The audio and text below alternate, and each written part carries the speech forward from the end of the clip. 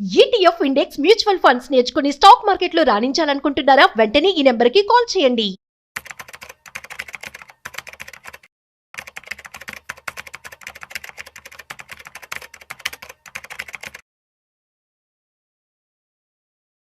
Sir నమస్తే sir, Sundararamareddy గారు. నమస్తే sir. Welcome to Vishnu talks. So Sundararamareddy గారు, బ్యాంక్ నిఫ్టీకి సంబంధించి సెబీ ఒక కీలక నిర్ణయం తీసుకుందంటూ కూడా నిన్నటి నుంచి మనకి నేషనల్ లెవెల్లో న్యూస్ రావడం జరిగింది. సో బ్యాంక్ నిఫ్టీ వెయిటేజ్ను పెంచేందుకు, అంటే ఇప్పటి వరకు ఏవైతే బ్యాంకుకి సంబంధించిన 12 కంపెనీస్ ఉన్నాయో ఆ 12 కంపెనీస్కి మరొక 2 కంపెనీలు యాడ్ చేసి మొత్తంగా ఒక 14 బ్యాంకులుగా చేసి సో బ్యాంక్ నిఫ్టీ వెయిటేజ్ పెంచాలంటూ కూడా సెబీ కీలక నిర్ణయం తీసుకుంది. ఇది కూడా డిసెంబర్ నుంచి లైమ్ లైట్ లోకి రాబోతుందంటూ కూడా వార్తలు వస్తున్నాయి. సో ఏంటి అసలు ఇక్కడ ట్రేడర్స్ కానీ ఇన్వెస్టర్స్ కానీ తప్పనిసరిగా తెలుసుకోవాల్సిన విషయాలు ఏంటి? ఇప్పటి వరకు ఏంటంటే బ్యాంక్ నిఫ్టీ అంటే 12 బ్యాంక్స్ ఉంటాయండి. ఆ 12 బ్యాంక్స్ లో కూడా HDFC bank and ICI bank ఎక్కువ వెయిటేజ్ ఉంటుంది.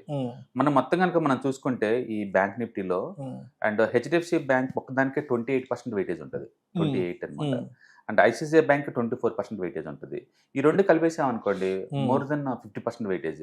అంటే ఈ రెండింటిని షిఫ్ట్ చేశారంటే బ్యాంక్ నిఫ్టీ ఆటోమేటిక్ పైకి పోద్ది. ఈ రెండింటిని షార్ట్ కొట్టామంటే బ్యాంక్ నిఫ్టీ ఆటోమేటిక్ కింద పడుతుంది. అందుకని పెద్ద పెద్ద ఇంటర్నేషనల్ ప్లేయర్స్ అందరు కూడా ఈ బ్యాంక్ నిఫ్టీలో ఏంటంటే ఈ రెండింటిని కంట్రోల్ చేసుకుంటూ బ్యాంక్ నిఫ్టీతో ఆడుకునేవాళ్ళు. అంటే వీటికి జలుబు చేస్తే అక్కడ తుమ్లే ఇంకా ఆ బ్యాంక్ నిఫ్టీకి. అంటే బ్యాంక్ నిఫ్టీకి టోటల్ ఫైనాన్స్ మొత్తాన్ని కలిసి నిఫ్టీలో 37% వెయిటేజ్ ఉంది. అందుకని ఈ ఎఫెక్ట్ అవ్వటం వల్ల అక్కడ నిఫ్టీ కూడా ఎఫెక్ట్ అయ్యేది. అట్లా నిఫ్టీని అంటే బ్యాంక్ నిఫ్టీని కంట్రోల్ పెట్టడం కోసం వాళ్ళు ఈ హెచ్డిఎఫ్సి అండ్ ఐసిఐ బ్యాంక్ని కంట్రోల్ చేసేవాళ్ళు అనమాట. ఇప్పుడు మిగతా మనం చూసాం అనుకోండి, HDFC Bank 28% weightage, ICICI Bank 24% weightage, కొటాక్కి 9% వెయిటేజ్, అండ్ ఎస్బీఐకి 9% వెయిటేజ్, తర్వాత యాక్సిస్ బ్యాంక్కి 8.7% weightage, and Federal Bank 3% weightage, and ఐడిఎఫ్సికి 3% weightage, and Indus Bank 3% weightage, AU Bank 2% weightage, Bank of Baroda 3% weightage, Punjab National Bank 2% weightage, Canara Bank 2.7 ఉండేది. మొత్తం చూసుకుంటే majority వాటా private banks బాగుండేది. ఓకే, అది కూడా హెచ్డిఎఫ్సి ఐసిఐ బ్యాంక్ ఎక్కువ ఉండేది. ఇప్పుడు కొత్త రూల్ ఏంటంటే ఏ ఒక్క దానికి కూడా వెయిటేజ్ మోర్ దెన్ 20% ఉండడానికి లేదు. ఓకే, అన్ని రీబ్యాలెన్స్ చేస్తున్నారు. ఏ ఒక్క దానికి సింగిల్ దానికి 20% కంటే ఎక్కువ వెయిటేజ్ ఉండడానికి లేదు. ఈ డేటా ప్రకారం HDFC and ICI bank effect కాబోతున్నాయి. ఒక్కొక్కటి 4,000 కోట్ల మార్కెట్ క్యాపిటల్ తగ్గబోతుంది ఇప్పుడు. అంటే వెయిటేజ్ ప్రకారం ఏంటంటే దాంట్లోంచి 4,000 కోట్లు షిఫ్ట్ చేయాలి వేరే వాటికి. అందుకని that is the bad news for the HDFC and ICICI. అయితే వాటిని రీప్లేస్ చేయాలి కదా. ఆ రీప్లేస్ చేసే ప్రాబిలిటీ క్యాండిడేట్స్ ఏంటంటే Yes Bank, Indian Bank, Union Bank, Bank of Baroda. ఈ 4 ఏదో ఒకటి, ఏదో 2 లేదా 4 అయి ఉండొచ్చు. ఎందుకంటే ఇప్పుడున్న 12 బ్యాంక్స్ కడితే మినిమం 14 చేయాలి, మినిమం, మాక్సిమం కాదు. అందుకని 2 అయితే గ్యారంటీ చేరుతాయి, మేబీ 4 కూడా చేరొచ్చు.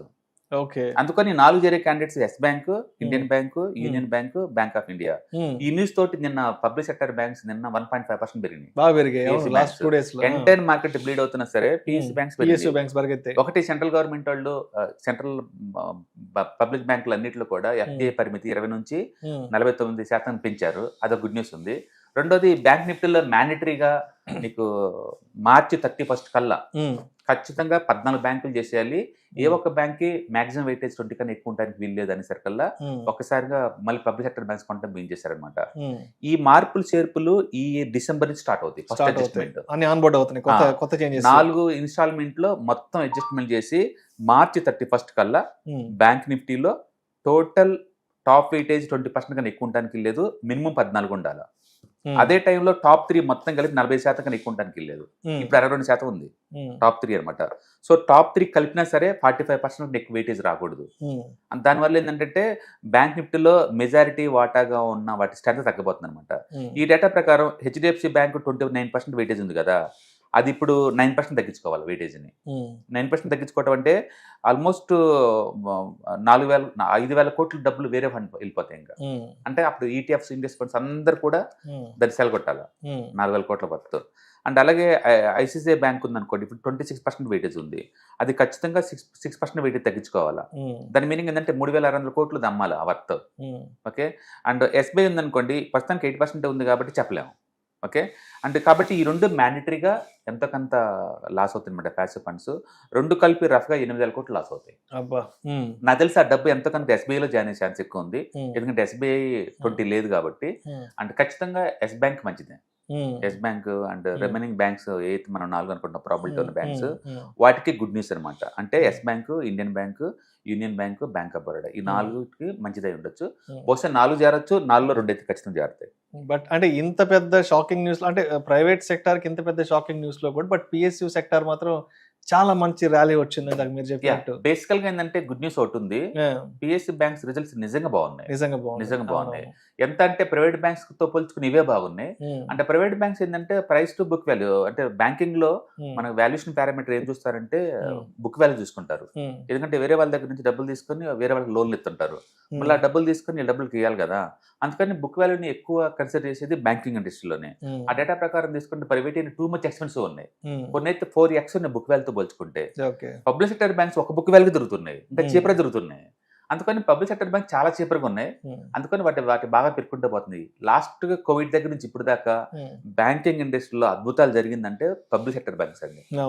అవి మొత్తం ఎవ్రీ ఇయర్ యావరేజ్ 25 to 30% పోతూనే ఉన్నాయి. ఈ సంవత్సరం కూడా బాగా ఉంది, ఆ సెక్టరే బాగుంది. అంటే ఒకప్పుడు పిఎస్యు స్టాక్స్ ఎలా ఉండేటైతే ఏదో దూరంగా విసిరేసినట్టు అన్నట్టుగా ఉండేది. బట్ అంటే ఒకప్పుడు టెక్నాలజీ దూరంగా ఉంటారు, అంటే కరప్షన్ ఎక్కువ ఉండేది. బట్ ఒక విషయం మనం గుర్తుపట్టాలా, అండ్ ఎప్పుడైతే సెంట్రల్ గవర్నమెంట్ కి మోడీ గవర్నమెంట్ వచ్చేసిందో అప్పటి నుంచి గుజరాత్ లో ఉన్న మోడల్ ఏదైతే ఉందో, గుజరాత్ లో అన్ని government companies profit making companies, ఆ మోడల్ ని సెంట్రల్ లెవెల్లో ఇంప్లిమెంటేషన్ చేశాడు. దాంతో మిదాని కావచ్చు, బిహెచ్ఎల్ కావచ్చు, ఎన్టీపీసీ కావచ్చు, పిఎస్యు బ్యాంక్స్ కావచ్చు, మొత్తం కూడా స్ట్రక్చరల్ గా అన్ని క్లూస్ తీసుకున్నాయి. పైగా టెక్నాలజీ అంత ఇంటిగ్రేషన్ పెరుగుతుంది కదా. ఇప్పుడు కొత్తగా ఇంకా బ్యాంక్స్ మొత్తం మెర్జ్ అయ్యి లాస్ట్ కి 8 అవుతున్నాయి. కాబట్టి ఇంకా ఎఫిషియన్సీ పెరిగే ఛాన్స్ ఎక్కువ ఉంది. అండ్ ఆయన కూడా చాలా సందర్భాల్లో పిఎస్యు స్టాక్స్ కి సంబంధించి, పిఎస్యు సెక్టార్ కి సంబంధించి పార్లమెంట్ లో కూడా చాలా సందర్భాల్లో ఓపెన్ గా మాట్లాడారు కూడా. ఒకటైతే నిజం, అంటే ప్రైవేట్ వాళ్ళకి ఇంత ముందులాగా ఎఫిషియన్సీ ఉంది, గవర్నమెంట్ దగ్గర ఎఫిషియన్సీ లేదు అనుకోవడానికి ఏం లేదు. పర్టికులర్ గా అసలు బ్యాంకింగ్ ఇండస్ట్రీ అయితే దుమ్ము లేపుతున్నాయి పర్ఫార్మెన్స్ పరంగా. అంటే ప్రైవేట్ వాటిని ఛాలెంజ్ చేస్తున్నాయి డైరెక్ట్ చెప్పాలంటే అవి. అంటే దాంతో డిపాజిట్స్ కలెక్ట్ చేయడం కూడా పబ్లిక్ సెక్టర్ బ్యాంక్స్ ఈజీ అయిపోతుంది. ప్రైవేట్ చాలా టఫ్ గా ఉంది, ఎందుకంటే మ్యూచువల్ ఫండ్ ఇండస్ట్రీ నుంచి సీరియస్ గా పోటీ వస్తుంది అన్నమాట ప్రైవేట్ బ్యాంక్స్ కి. కాబట్టి ముందు రోజుల్లో కూడా ఇంకా పబ్లిక్ సెక్టర్ బ్యాంక్స్ ముందు పోయే ఛాన్స్ ఎక్కువ ఉంది. అంటే ఇప్పుడు ఈ న్యూస్ వల్ల ఏంటంటే బ్యాంక్ నిఫ్టీలో మ్యానిపులేషన్ తగ్గి ఒక స్టాండర్డేషన్ వచ్చింది అనమాట. ఎప్పటి నుంచి ఎదురు చూస్తున్నారు యాక్చువల్ గా వీటి పర్సంటేజ్ తగ్గించాలని. ఈవెన్ ఐటీ నిఫ్టీలో కూడా ఒక టీసీఎస్, ఇన్ఫోసిస్ 2 కలిపి 50% కంట్రోల్ చేస్తాయి. అంటే ఆ ఇండెక్స్ ని పడగొట్టాలంటే ఈ రెండింటిని టచ్ చేస్తే చాలు. అట్లా ఉన్నప్పుడు ఏంటంటే పెద్దోళ్ళు ఏం కావాలి టచ్ చేయొచ్చు కదా ఇండెక్స్ ని. ఇప్పుడు ఏమవుతుందంటే ఈ 14 పెంచడం ద్వారా, వెయిటేజ్ తగ్గడం ద్వారా ఇంత ముందులాగా దాన్ని టచ్ చేయలేరు అనమాట. అందుకని మ్యానిపులేషన్ తగ్గుతాయి. అప్పుడు బ్యాంక్ నిఫ్టీలో వాలటిలిటీ తగ్గిపోద్ది. ఇప్పుడు నిఫ్టీ ఉందనుకోండి, అది మంత్లీ యావరేజ్ 1% మూవ్ అవుతుంది. బ్యాంక్ నిఫ్టీ అలా కాదు, -2 కానీ -2 కానీ మూవ్ అవుద్ది. నిఫ్టీతో పోల్చుకుని 2 times ఎక్కువ జరిగింది. ఎందుకు అంటే 2 కంపెనీస్ కంట్రోల్ చేస్తున్నాయి కాబట్టి. ఇక్కడ నిఫ్టీ అలా కాదు, నిఫ్టీలో అలా ఉండదు అనమాట కంట్రోల్. బట్ డెఫినెట్ గా ఇది మంచిదండి, అండ్ వాలటిలిటీ తగ్గింది డెఫినెట్ గా దీని ద్వారా. సో అంటే మొత్తానికి ట్రేడర్ పాయింట్ ఆఫ్ వ్యూలో, ఇన్వెస్టర్ పాయింట్ ఆఫ్ వ్యూలో మనం ఇక్కడ నుంచి తీసుకోవాల్సిన విషయాలు వాలటిలిటీ తగ్గబోతుంది. ఫైనాన్స్ సెక్టర్ లో వాలటిలిటీ తగ్గబోతుంది. ఇంత ముందులాగా మ్యానిపులేషన్స్ కి స్కోప్ తగ్గబోతుంది. ఒకప్పుడు ఫైనాన్స్ సెక్టర్ ఊపాలంటే 2 స్టాక్స్ తోనే ఏం కావాలని టచ్ చేసేవాళ్ళు. ఇక ముందు చేయలేరు అంటున్నాను. ఆ వెయిటేజ్ తగ్గించారు కాబట్టి వాళ్ళు చేయలేరు. కాబట్టి ఇండెక్స్ ని పడగొట్టాలంటే ఇంత ముందు రిలయన్స్, హెచ్డిఎఫ్సి, ఐసి మూడింటిని టచ్ చేస్తే ఇప్పుడు వెయిటేజ్ తగ్గడం ద్వారా ఏంటంటే మార్కెట్ లో వాలటిలిటీ తగ్గింది. అంటే పెద్ద ప్లేయర్స్ యొక్క ఆటలు సాగవు ఇంత ముందులాగా. సో మొత్తానికి దట్ ఈస్ గుడ్. సో మొత్తానికి ఫర్దర్ గా బ్యాంక్ నిఫ్టీలో పబ్లిక్ సెక్టర్ బ్యాంక్స్ కీలక పాత్ర పోషించబోతున్నాయి. Thank you sir, thank you so much. Hi, నేను మీ సుందర రామిరెడ్డి. ఈ వాలటిలిటీ మార్కెట్లో మనీ ఎలా మేక్ చేయాలని ఆలోచిస్తున్నారా? అంటే స్టాక్ మార్కెట్ బాగా బ్లీడ్ అవుతున్న ఈ టైంలో పోర్ట్ఫోలియోస్ అన్ని కూడా బ్లీడ్ అవుతున్నాయా? అండ్ ఈ వాలటిలిటీని ఎలా హ్యాండిల్ చేయాలి, లాంగ్ టర్మ్లో మంచి పోర్ట్ఫోలియో ఎలా బిల్డప్ చేయాలో ఆలోచిస్తున్నారా? అలాంటి వాళ్ళ కోసమే ఈ వెబినార్. రాబోయే ETFs, index funds and mutual funds వెబినార్లో పార్టిసిపేట్ చేయండి.